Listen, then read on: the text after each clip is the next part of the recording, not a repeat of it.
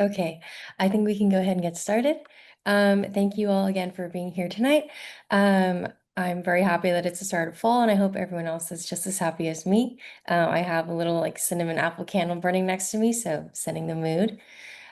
So this is the sixth webinar of the Living with Wildfire series. That's hosted by the Contra Costa Resource Conservation District. I'm Zoe Fung. I'm the Wildfire Conservation Coordinator at the Contra Costa RCD, and I'm very happy to be joined by my friend and colleague Ryan Reed today.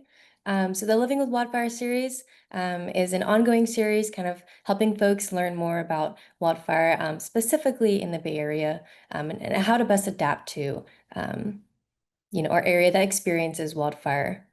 So today, I'm going to let Ryan introduce himself, and he's going to tell you a little bit about his work.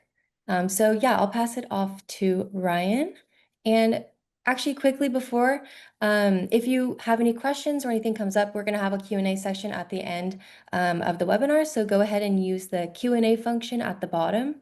I think the chat is disabled, so for the questions, just put those in the Q&A box, and we will go ahead and answer those at the end of the presentation. And I'm also going to drop a link in the chat, which is to a feedback form. So if you have any feedback for me, please go ahead and put that into that form. All right, and then now I'll pass it up to you, Ryan. Cool. Thanks so much, Zoe. Appreciate you reaching out and having me on. And especially if it's a smaller group too, I'm happy to field any discussions or questions that you see. I know that you're kind of regulating the chat and the different Q&A. So you're more than welcome to interrupt at any moment to kind of go on any tangents that we might have.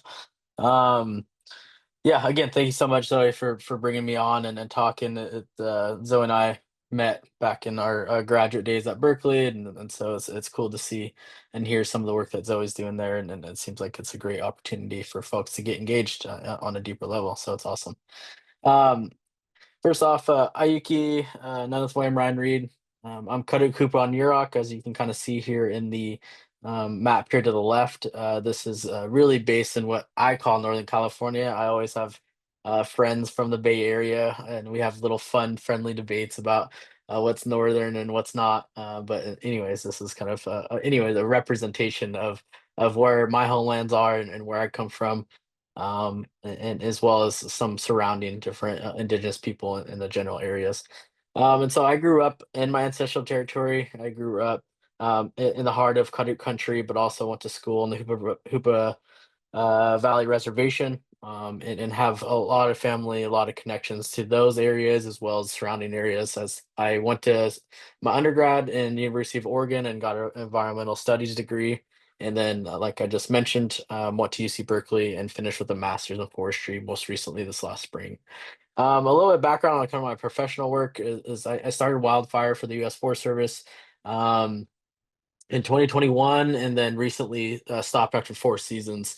And now, as I will talk primarily from my work at FireGen, I co-founded in 2022, and now was recently after graduation at Berkeley, I was able to put it in a full-time position, as we're more funded, and moving forward in some of our work at FireGen. And so I'm the co-founder and program director there.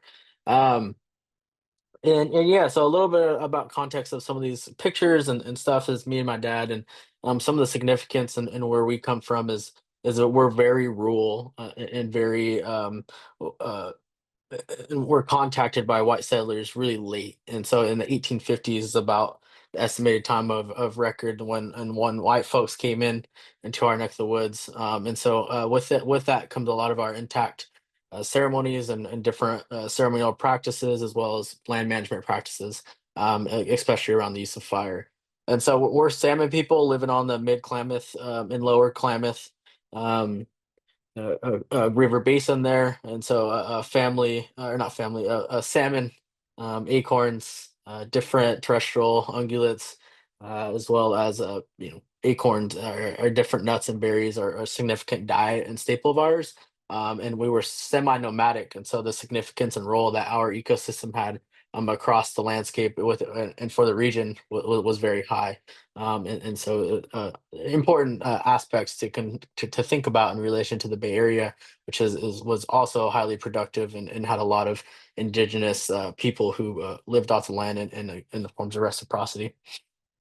Um, Moving forward, so what a little bit about FireGen is really we're a younger generation, and I don't say youth because we're a little bit out of youth, and we try to extend just above the identities of youth and really young people in decision making and what that looks like. And so, really starting with a vision of how do we diversify decision making as well as centering the most frontline communities, most marginalized communities, and how we can do that in a way of prioritizing indigenous leadership in the process. And this really comes from a group of us who are really inspired by some of the different upbringings that we have, as well as trying to resolve and solve some issues that we've had as practitioners ourselves.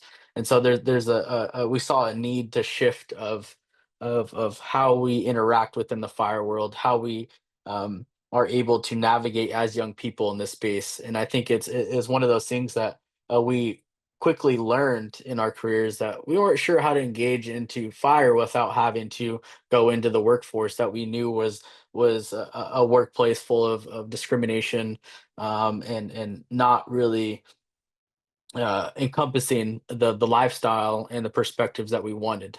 And so and that ranges from our different identities of race, sexuality, different opportunities to workforces, education, etc. And so it was a really unique way that we all came together to kind of just talk to decision makers and seeing where younger generations could mobilize and be put into these different opportunities to also have to see the table decision making, as a lot of these decisions, especially in the policy realm, are really oriented around 20 to 50 years down the road, when a lot of those people who are making those decisions won't even necessarily be around or have any kind of sense of structure or pathways of how that makes sense for younger generations. And so that kind of all started in a very cluster, as much as I'm explaining it, a really clustered and all over the place, in a sense of like, all right, how do we essentially work with the anxiety and all the issues and the feelings that we've had with climate, with the socio-political climate of our world here. And so for me personally,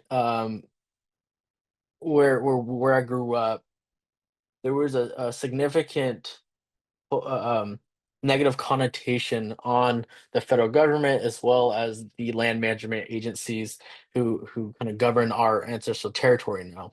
As my homeland is 95% managed by U.S. Forest Service now, and we'd have limited land access without the need for partnerships and collaboration and all these good things that are going on now.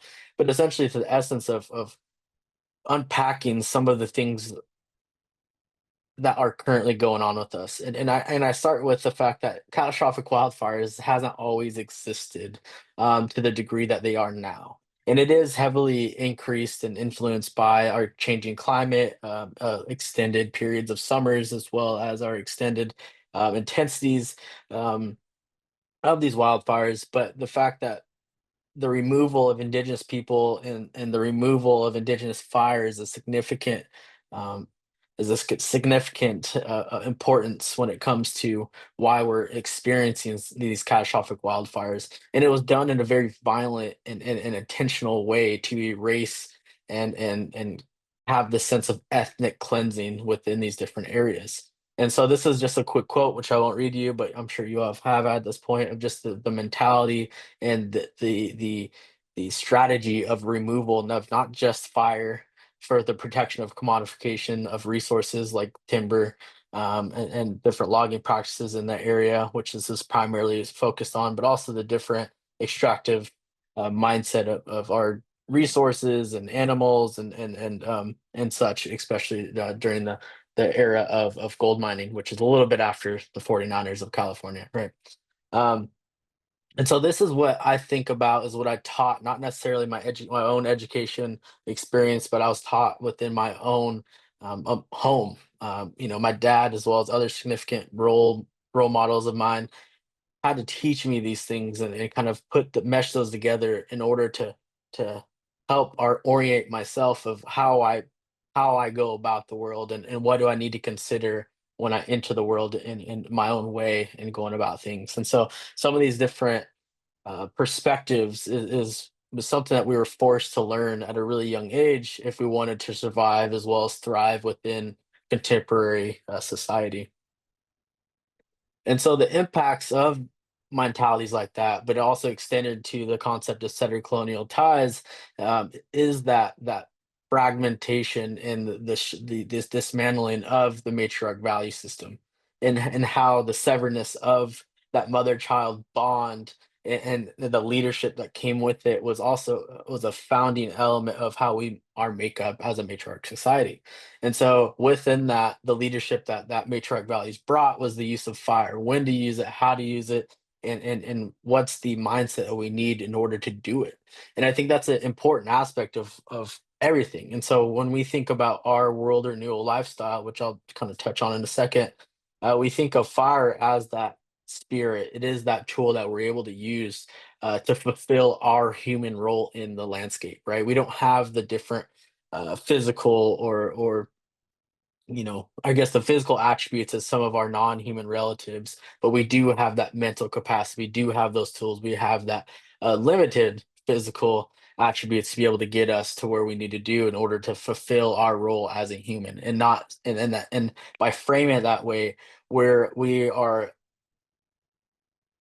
establishing a sense of responsibility that we have to landscape and not necessarily the fact that we have an entitlement to the landscape without doing anything else, right? And I also like that last point on the bottom there is that we always talk about apocalypse and all the movies, whether it's zombies or different plagues and all these different things. The media has done a really good job of that, as if it's a fantasy, as if it hasn't happened before. And I grew up, as I mentioned, understanding the fragmentation that I have to deal with now, as well as the issues that my people, my communities have to endure. We've already been through apocalypse, right? The transformation of our societies, the transformation of how we go about life and how we live off the landscape has been severely impacted and severed to the degree that we're having to adjust and having to live a whole different lifestyle than prior to contact. However, with all that important thing, which is I didn't unpack very well, I do encourage kind of some of those different deep rooted issues and events that have happened into to the where we're at now. Um, but utilizing those issues within the climate with the mega fires, it is a catalyst for us to reestablish our practices, to reestablish a sense of healing by using fire again and reestablish and bailing out sometimes the federal and state and local governments in order to restore ourselves in our different familial and matriarch society values. And so that comes in different kinds of thinking, right? And so decision making and policies is that high level mechanisms that have been strategically weaponized and placed within these systems in order to demonize and limit the use of fire on a fire dependent landscape like my homelands, as well as the Bay Area, um, to the degree that there needs to be a lot of systemic changes in that area. Within fire and fire ecology, how we understand the biological as well as social components within these different landscapes is really vital. And then also how our community and the next generation are able to grapple with those issues as well as benefit from them. Frontline communities are usually the ones who are first impacted, as well as the last one who are able to be beneficiaries of good land management or of solutions that are being done at equally as much as the high level decision making level, as well as on the ground, boots on the ground kind of stuff, right? So how do we break that down and recreate the structure of those systems that we are inherently living in? So as I kind of teed up for us is the concept of world renewal umbrella, as Kadu, Kupa, and Yurak are all world renewal people. This is kind of what I've been taught, and this is and this is a lot. This is my oral um, knowledge, kind of trying to melt it into a visual here. And so there's a lot of different terminologies that could be written and taught at such a consistent thesis written level. But how I understand this, and how many other of indigenous people across the world understand this, is that we have an equal role in the landscape and responsibility to the landscape, to take care of it. This concept of reciprocity, and it could be broken down into not taking more than you need and giving back more, actually, right? And respecting the roles and values that other non-human, species or entities, or yeah, that have within it, is just as of equal importance than ours. And the concept of Pikiawish here on the bottom left is actually our world renewal ceremonies, which is heavily ingrained and um, embedded with the weather systems, the astrology of the skies, and have a severe importance and indicators of when we do things and how, as well as the indicator species, and the things that are living and changing and shifting so frequently and erratically.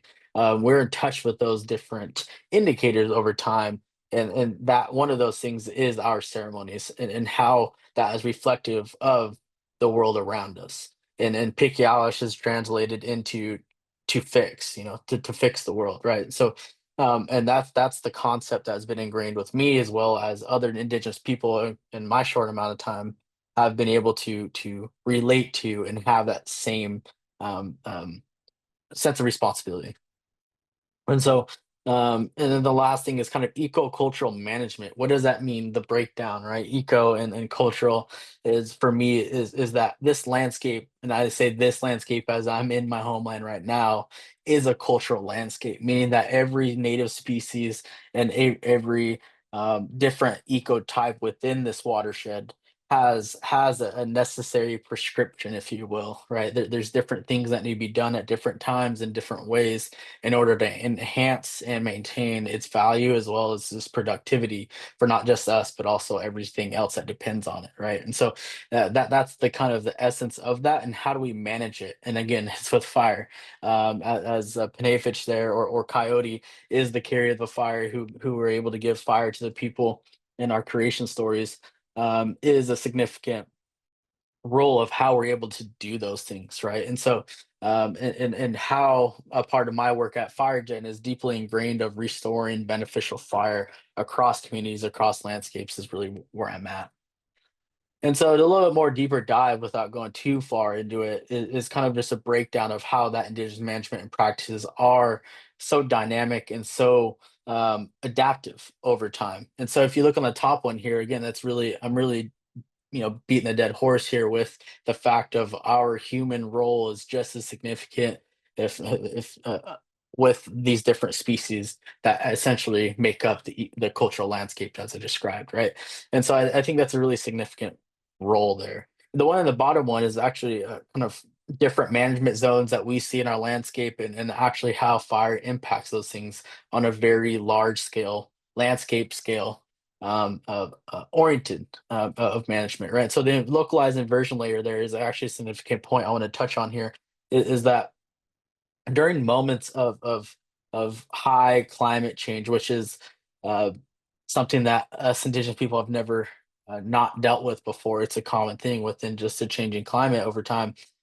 Is that there are higher intensity summers over time, and that fire is actually a significant role for cooling down our rivers and then different vulnerable ecotypes during those moments. And so that what this inversion layer is representing is the use of fire, and the consistency use of fire is not just preventing large catastrophic wildfires, but what it does is has a severe impact on the river and streams that might be stressed because of this heightened climate impact. And so, and I've lived it. It's my own life, my own eyes, in my life, in a different way, of just when there's wildfires in my neck of the woods, that there's that inversion layer that socks us in, which have severe health risks, of course, absolutely. But what it did is it prevented a salmon kill happening in a couple different times and moments when it was projected to do so, because of lower stream levels, bad quality air quality or water quality, and all the different things that kind of fester after that point. And so that's a kind of important aspect of why we were able to live um, in a such a very in such a um, we were to live in place in a semi-nomadic way for over geological time, is to be able to adapt and understand the needs and significance of these different ecotypes at different elevations at different times, right? And so this is why I classify it as indigenous science, because this isn't Western science that's quantifying, it's testing things, it has a hypothesis that's connected to it, but it's actually actively learning over time, and it has a very complex way of thinking about things. And I get overwhelmed actually when I start to kind of break down some of the different species on different aspects at different times of the year with different elevations, and so it gets really complex, really good. But the fact of the matter is that my people, my ancestors, um, had a very um, had a very holistic way and had a comprehensive way of understanding what needs to be done and when. And so that kind of brings me now to kind of where my people and my roots come from to kind of where we're at. And so one of the significant things that I mentioned about FireGen is trying to mobilize younger folks into these decision making spaces. And one of the things I was able to accomplish, and with the significant help of my colleagues and friends here, was to be a part of the Northwest Forest Plan Federal Advisory Committee.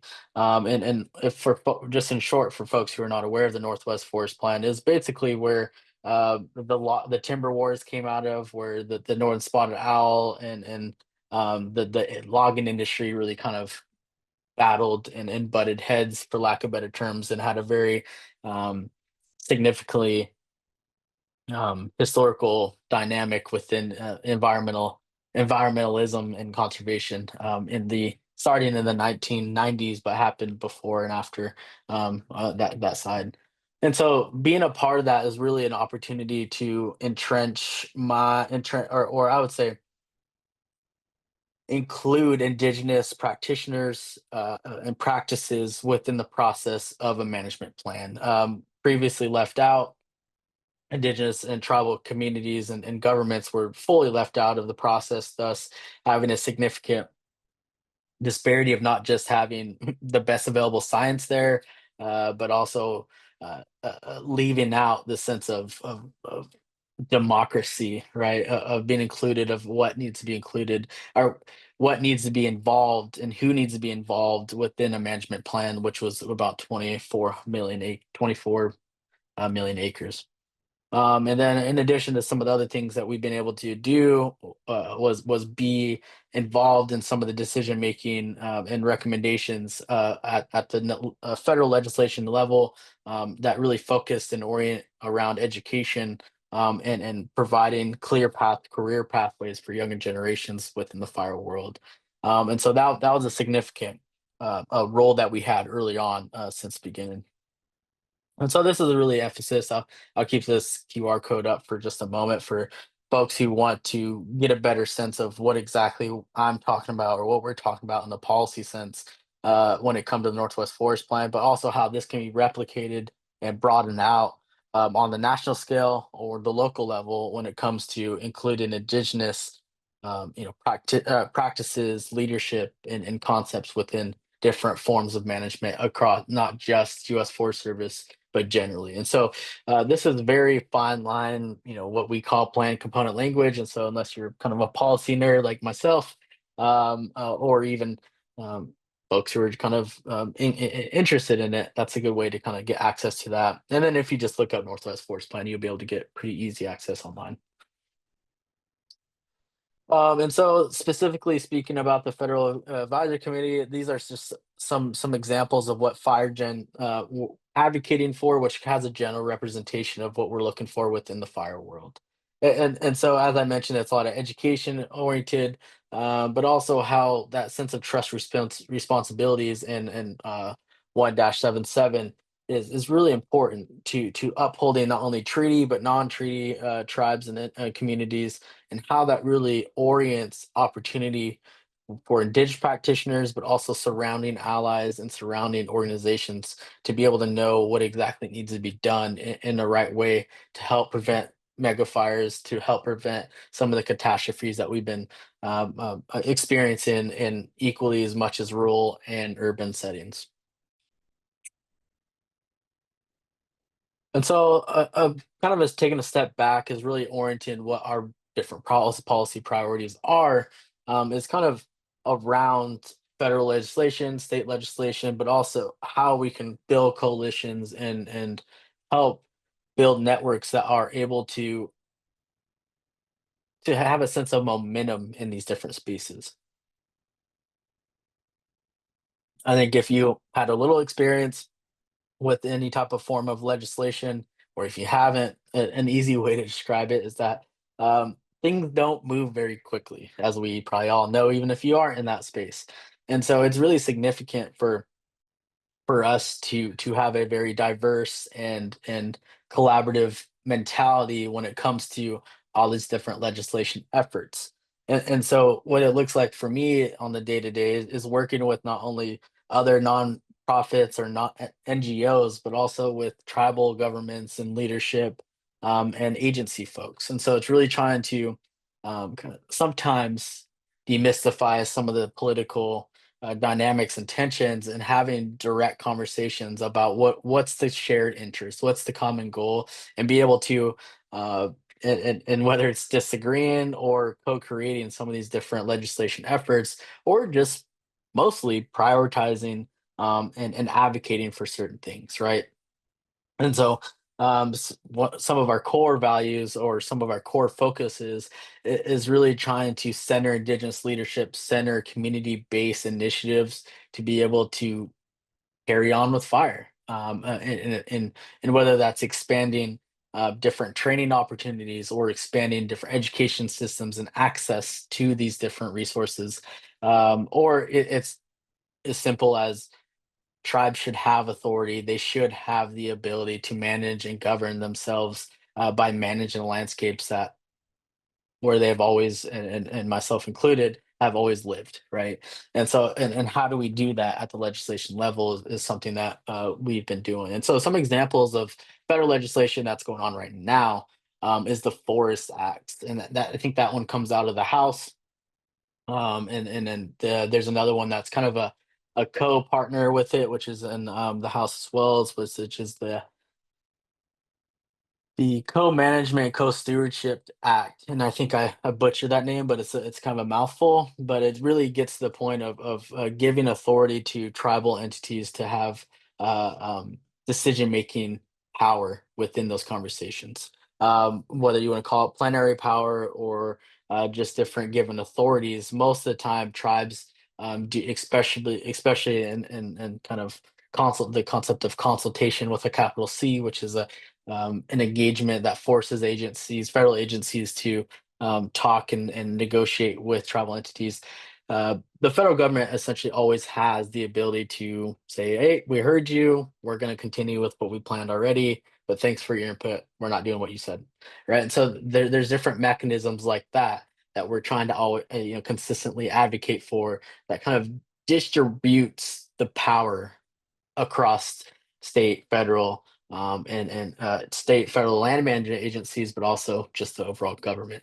Um, and so that's kind of what we're also focused on the core. But then one aspect I haven't touched on quite much is the concept of workforce, and I think that's really our leverage within some of these decision-making spaces. Is that we're the next generation to not only be impacted, but also next generation to having to carry out some of these plans or some of these different quantitative goals that have been laid out over the last couple of years, and more that's going to be to follow. And so that's kind of where and there's a large significant or there's a large workforce gap that is going in when it comes to wildfire suppression or field reduction and all the different issues in between. That's kind of where we are starting to expand and do more work on. And so one of the things that we're able to do that provides more information and um, that's allowing us to inform our work is research. And so what we're currently doing and what it's publishing here in the next 6 months is reaching out to younger generations, and that ranges and actually might even more emphasize younger generations who are not necessarily in the workforce yet but are interested and want to be in the workforce. And so it's trying to get a better sense tracking of we already have this data on the existing workforce and why it's decreasing or why some of the things are happening the way they are, but no one's really doing research or getting a sense making on where our younger generations that are on the periphery that aren't included in that data, that's not included in those analysis. And so what our research is trying to kind of combine those together and trying to figure out what makes most sense and what are younger generations asking of the workforce moving forward. And so that's allowing us to get a better sense of the things that we're advocating already up to this point. Are we on track? Are we doing things that make sense for the next generation collectively? As well as we have a little bit of credibility to some of the things that we're bringing up in the legislation or bringing up into educational and community level projects and what have you.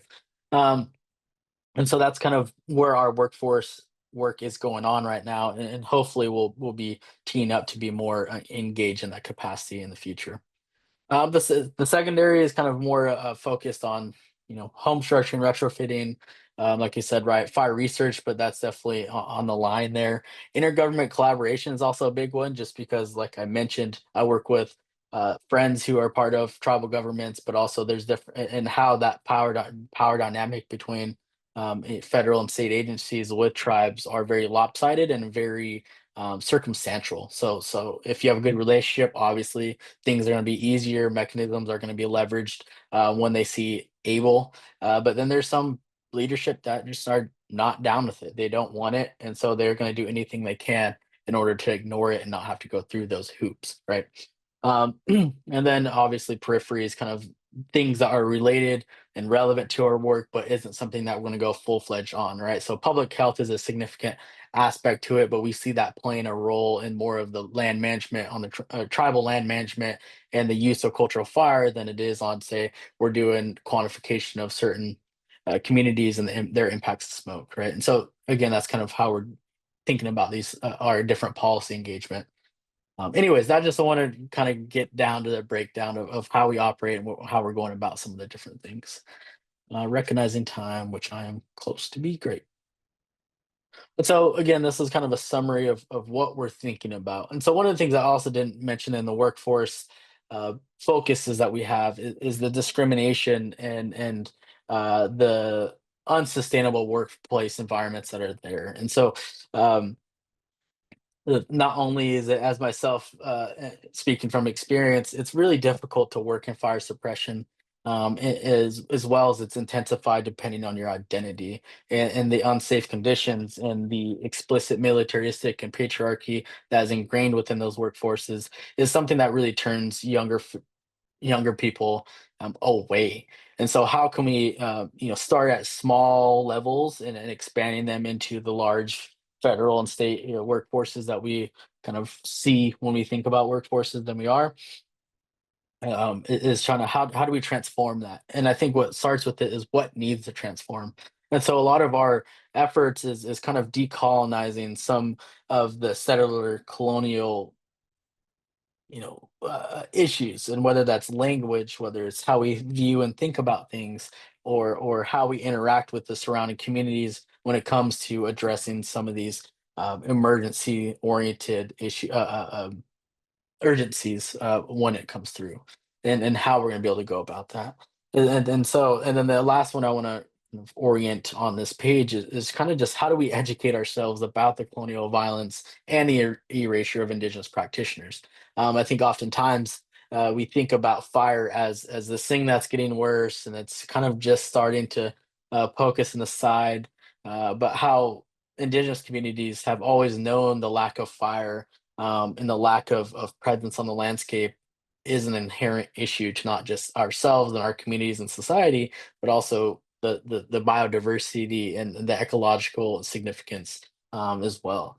And how that did just appear, right? And so a lot of our efforts in mine alone is just educating and letting people know, hey, like my people have suffered and continue to suffer because of these different issues and because of this mentality that continues to be ingrained and entrenched within the systems of fire, and how important that is to kind of bring that into space and unpack that before we start to think about solutions.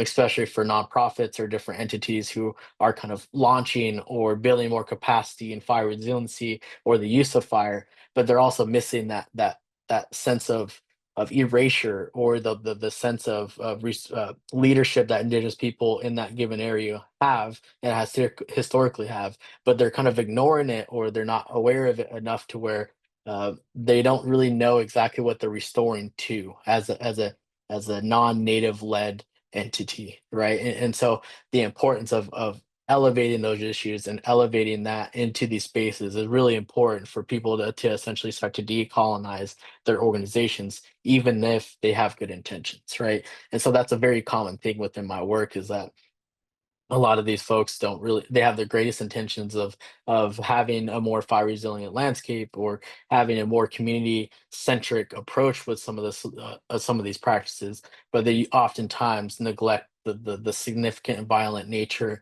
of these communities that they had on indigenous people and how important that is to reconcile and understand those complexities prior to going into solutions within these different things.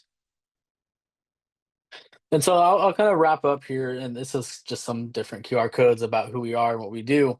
But the essence of what I try to do is try to of combined or thread and weave my experiences, my lived experiences, where it's my own career pathways and being a wildland firefighter and first responder, as well as combining that with my lived experiences of being a cultural practitioner, as well as and being brought up in a in a world that I have connection and practice within my own ancient type of practices. Keep using that word. However, and how I'm able to formulate and know the pulse of my community and how to elevate that in spaces like the decision making and policy slash legislation type points and how important that is to kind of bridge those gaps that are significant. How do you create solutions that are actually meaningful and beneficiary to the communities who are most impacted? And so that's really what I do and what I try to do in the various different ways that I kind of mentioned over this last 30 minutes. So I think that's it for me. Thank you so much.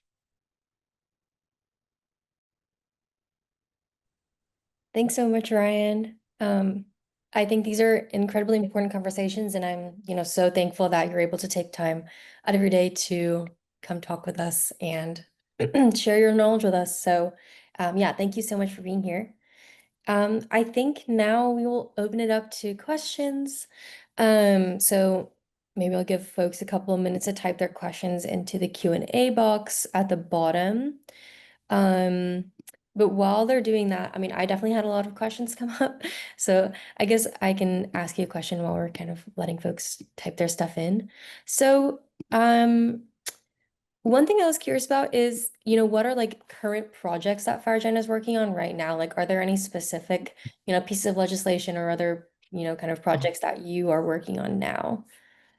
Yeah, I had full intentions of that, and I think I went on a tangent and talked about something else. So, yeah, so the two co-management bills, and I'll try to find them as I'm talking. Excuse me. Um, that are really oriented around co-management and co-stewardship and giving tribal authority. And I want to get some actual text for y'all to be able to kind of look and think about more. So it's the Forest Acts by Representative Huffman, is a really relevant one to especially the Bay Area. Um, and I'm really trying to find the number of these things, which is not very easy with some of this text language. And then the other ones that we're working on, the Tribal Self-Determination and Co-Management Act in Forestry of 2025. And so that's a HR 3444 is that one. I know that one. And then there's some recent wins that are related to are exclusively California is the SB State Bill 310. And so that one is really a significant and revolutionary bill that allows um, federally recognized tribes to notify state agencies that we're conducting a cultural burn. And so the significance of that is that it doesn't undermine tribal sovereignty in the process. It actually allows.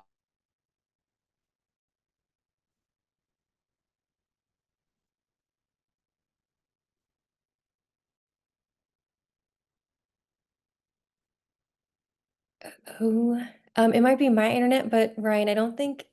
Oh, I think we might have Am I frozen. back? Yes. Okay. Anyways, let me. It says my connection's unstable. We're getting a little bit of storm, so that might be it. Let me just disconnect my phone.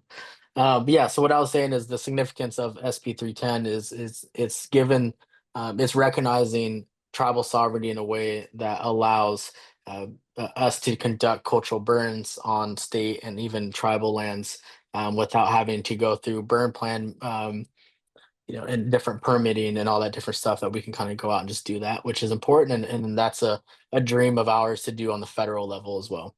Um, and then some other ones just I'll throw at you. Fix Our Forest Acts is something that we're engaging with. Is very controversial amongst conservation, environmental organizations and communities, but that's something that we're trying to do. And then the Modernize and Act is actually a piece of legislation that we have influenced over a long time ago, but it really orients education related plan components and how we can ingrain fire education within these different spaces is really important. And so I'll stop throwing a bunch of legislation at you, but yeah, if you're wondering, I'll probably throw those in the chat. Yeah, that would be great. I just think it's really interesting because I think, at the RCD, we're, mostly working on the ground doing projects. And so we don't really get a lot of time. We're not very much a large part of like that policy area. So it's really interesting to hear about. Um, cool. Okay, thanks. Um, and okay, I have a couple other questions. So let me see which one would be a good one to ask. Um, oh, I was actually wondering if you could talk a little bit more about the Northwest Forest Plan and amendment and kind of like how does that help guide different projects or like how does that impact project implementation or how we manage our forests? Yeah, I can go to the fundamentals of that. So especially on federal or national lands, every forest has a forest management plan, right? And so that kind of covers everything that needs to know about management, whether it's managing and preserving certain resources, and provide and establishing or rule following with some of the existing high level policies like different things like NEPA, different Endangered Species Act, right? That's kind of a way to navigate management without having to and while keeping all these things in mind. And so what I focus on that, which is really related, is how do we conduct management on the land, right? And so that ranges from different identified areas. Can they have fire? Can they not have fire? Are we allowed to log things? Are we not allowed to log things? And so a management plan has significant influences of how that looks. And so within a changing of management plan, like the Northwest Forest Plan, there's significant public input, right? And so if you've never heard of it or you're not comfortable with it, there's different levels of engagement that the federal government as well as state governments are required to have. And so that one aspect of having a federal advisory committee is basically a kind of a one-off group of experts who are able to direct and work with, in this case, the U.S. Forest Service on a way that is consistent and oriented, but also they have to take in all these different comments and considerations from the public, right? So that's the opportunity for just anyone from the community or impacted community to just say, hey, you're missing this part and I want to see this included in this way, or just saying, hey, I support these things, this is what needs to happen, I'm glad that you're doing those stuff. Or there's other organizations and entities who go kind of above and beyond and have very technical responses and influences on what that looks like. And so I've seen kind of a little bit of both, and all of that is publicly accessible, who's supporting what, how are things being done. It just takes a lot of digging, and I think that's a little intentional, honestly. That's a hot take of mine that things are a little bit more diluted and unknown just because it's easier to kind of navigate some of these things. And so when people say like, "Oh, you got to go comment on this such and such plan or this act," there is a significant role that that it has when it comes to engagement. And so, and then kind of answering your question more, so these recommendations that we have to get consensus on, and then it has to go through different NEPA analysis and consideration and association with what's legal and what's law. There's also that public input that kind of combines. And so after all the amendment of this large plan, the Forest Service and different third party entities will kind of come together and say, hey, like this is what the public's asking, but this is also what our science and what the different leadership are saying as well. And so it's kind of it's really how the sausage gets made within these management plans, but and it's very complex, but it's really important to how management's being done. Yeah, that does sound really complex. Yep. Cool. All right. I guess one last question that I think would be, maybe cool to see your take on is, what are ways that we can encourage others to take responsibility to care for the environment? Yeah, that's a big one, and I think that is really influenced by who you are and what you value and what you want the most out of the natural resources. And I think whatever that is, or what's your interest or what's your stake in it, I think it's also important to think about that concept of reciprocity, as I mentioned. How are you giving back more than what you're taking, right? If it's something like hiking and you enjoying the outdoors and a very recreational side of things, how are you, whether protecting that? How are you elevating that? You better yet, right? And some people do it of cleaning up trash or enhancing trails and maintaining those certain things. But I think you can do it in different ways of whatever your niche is and whatever your comfortability is. And I think the education aspect of that, and I think, and then I think that ranges a broad set of things. But for the sake of what I just spoke about, I think identifying the indigenous history of those landscapes is really important because there always is one. I think I would say 90% of the time, land wasn't just given to the federal government in a very romanticized way. There's actually probably a violent and un, you know, not a friendly way of history with it. But I think it's important to know those things because oftentimes they repeat themselves in circumstances that we are living in now, and how you can kind of recognize those things as well as have a closer connection to how these lands were governed and how they were managed in the past also goes forward. And so I think that's a really important role of taking care of the landscape. And then the last thing is just be curious about fire. And I think that's probably a big point of it is how do we demystify some of the different mentalities that we have towards it, the demonization of fire that it has really that we have this as a society have created has really put us in a harsher position than what we've done if we had a good relationship with fire. And so if fire disrespected in the way that we have done for over a century, then it's going to start to be a problem in the degree that it is. And so the more that we respect fire, the more you're going to respect environment, especially in the Bay Area and California as a whole.